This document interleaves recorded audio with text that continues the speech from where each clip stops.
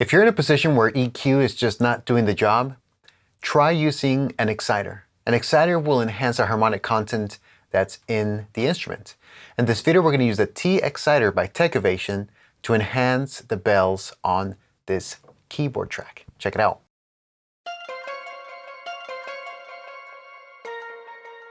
By themselves, the bells don't sound bad, but in context, they get a little bit lost.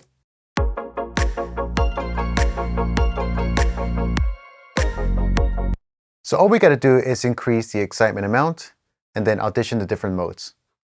I'll go ahead and loop one bar and we can audition these different modes.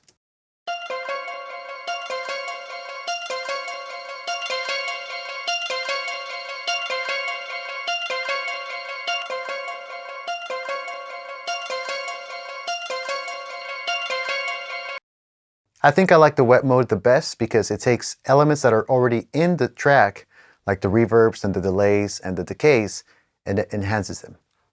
So we'll just dial this percentage back so that it sounds good in the mix. I'll use the output volume slider to compensate for the volume change.